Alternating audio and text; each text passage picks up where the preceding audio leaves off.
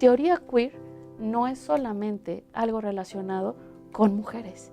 Esto tiene que ver con incluso cómo nombrar a las personas, porque aquí lo que está en cuestión no es que hemos sido en tanto mujeres u hombres construidos socialmente con ciertas características, sino que incluso se pone en cuestionamiento, y por eso a Judith Butler se le considera como pionera, ¿no?, de la teoría queer, aunque no se había dado cuenta hasta el tiempo después. Se le considera a ella pionera porque ella dice incluso cómo nosotros pensamos el sexo puede llegar a ser una construcción social.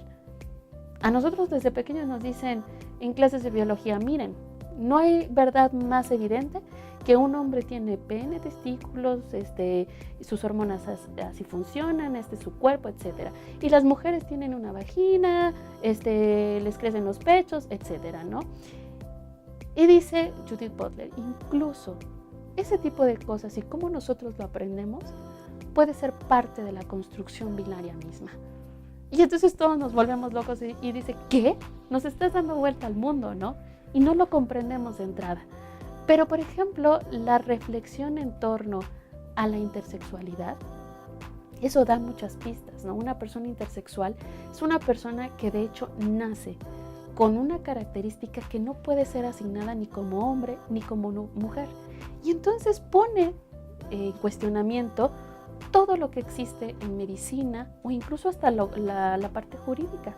Esa persona que acaba de nacer, ¿cómo le vamos a nombrar? ¿Qué le vamos a decir? Hay que asignarle un sexo. Entonces nos damos cuenta que es una construcción social, la asignación del sexo, porque esa persona puede estar bien, pero desde nuestro punto de vista social no encaja. No puede andar por ahí sin un acta de nacimiento que no determine si es niño o niña. No puede entrar a la escuela porque no vamos a saber a qué baño va a entrar. Y ese tipo de reflexiones te hacen pensar que en realidad hasta la parte biológica, como nosotros la hemos aprendido, como es presentada socialmente, es de alguna manera una construcción también dicotómica, ¿no? O sea, o eres esto o eres aquello, binario, y visto desde el punto de vista de la heterosexualidad.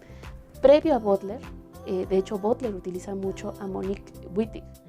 Monique Wittig tiene una frase que de entrada nadie entiende hasta que te metes de lleno a conocer un poco más su pensamiento. Dice, las mujeres lesbianas no existen. Y tú dices, ¿cómo que no existen, no? Yo conozco algunas, yo he visto algunas por ahí. No, lo que hace referencia a Monique Wittig es que en realidad las mujeres solamente son mujeres en tanto heterosexuales. Por tanto, las lesbianas ni siquiera pueden ser consideradas desde el punto de vista del patriarcado como mujeres. Entonces, por lo tanto, las mujeres lesbianas no existen.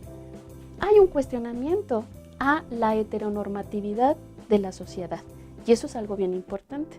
Ya con la llegada de Judith Butler, como que daría cauce a todas esas propuestas que se habían estado haciendo desde diferentes lados y que en algún momento alguien le nombraría teoría queer. No ella necesariamente, ya después ella también se añadiría a esta corriente, pero es sobre lo raro, sobre lo que va más allá.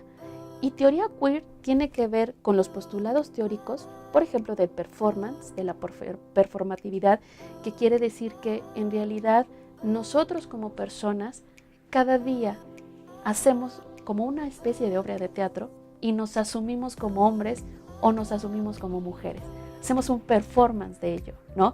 Y ese performance que es cotidiano, que es constante, que es repetido, hace que efectivamente el género esté anclado en nuestra sociedad. Eso es el performance, ¿no? Que es una definición muy compleja porque Judith Butler es muy compleja. Pero un poco más adelante, este tipo de reflexiones nutrirían algo que empieza a verse como un movimiento. Y el movimiento que se aleja de aquellos primeros reclamos de orgullo gay, ¿no? Cuando nosotros vemos las manifestaciones, la marcha de orgullo, etcétera, empieza a alejarse porque no tiene nada más que ver con la orientación sexual, con la preferencia sexual, sino que tiene que ver incluso con el reclamo de cómo te estructuran totalmente. Cuando nosotros pensamos en la cuestión de género, dice Judith Butler, pensamos en 3 cosas: en tu sexo, en tu orientación sexual y en tu expresión de género. Y entonces si nosotros las separamos es cuando podemos ver toda la diversidad que existe. La teoría queer dice, ¿y si nos posicionamos al respecto?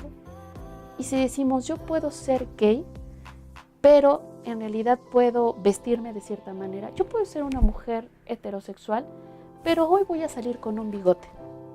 Me lo voy a pintar porque lo que quiero es enfrentar la manera muy dicotómica, binaria, social.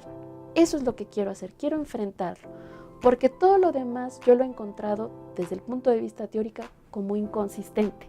En realidad hemos descubierto cómo la sexualidad, nuestro sexo mismo, la expresión sexual está categorizado y nos indican, serás gay, serás heterosexual, serás mujer, serás lesbiana. Y dice la teoría queer, ¿y si no quiero hacer nada de eso? ¿Y si me niego a la identidad misma, a que tú me indiques o me impongas una identidad? ¿Y si no quiero ninguna identidad? ¿No? Y entonces la teoría queer dice, en algún momento, o las personas que se asumen en la teoría queer, dicen, ¿y si en algún momento yo salgo con mi barba, con mi bigote, pero me pongo un negligé?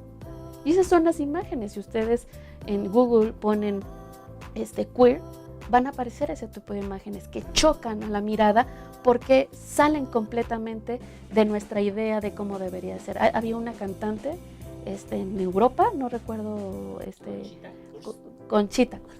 Ella, bueno, esta persona, ¿no? Porque ahí es cuando empezamos a tener la complicación de nuestro lenguaje binario. Esta persona gana un concurso como vistiendo de una manera muy femenina, ¿no? Un traje de lentejuelas, un vestido de lentejuelas, cabello lacio, maquillaje, pero barba y bigote, ¿no? Y es un atentado en contra de cómo nosotros pensamos que deben ser las personas. Ok, te doy permiso, puedes ser gay, no tengo problema, pero los gays son así, ¿sabes? O sea, los hombres gay se visten de esta forma, colores pasteles, ¿no? Y, no, quieres ser transexual, entonces tienes que tomar un vestido, usar tacones. Y si no quiero hacer nada de eso, ¿por qué tenemos que hacer todo eso? Yo lo estoy explicando de una manera muy sencilla, tal vez para comprender cuando lo ves en una fotografía, cuando escuchas hablar de eso en una revista, en un periódico. Pero la teoría queer es tal vez lo más complejo de la teoría de género, ¿no? Yo a mis estudiantes suelo decirles, es como si fuéramos por velocidades, ¿no? En un carro. Metes una segunda velocidad, quiere decir que ya empiezas a entender la desigualdad entre hombres y mujeres. Metes una tercera velocidad y entonces empiezas a ver diferencias entre las mujeres, entre los hombres. Pero entre más avances, ya tiene que ver con una velocidad, con una complejidad en torno a estas cosas, tu expresión de género, tu orientación sexual y cómo puedes adoptar una posición de oposición, ¿no?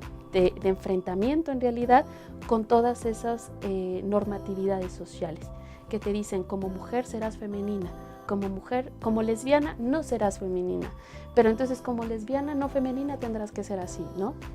Eso es lo que la teoría queer ya empieza a cuestionar y es muy complejo, pero tal vez sea lo más cercano al humanismo en general que nosotros podríamos estar.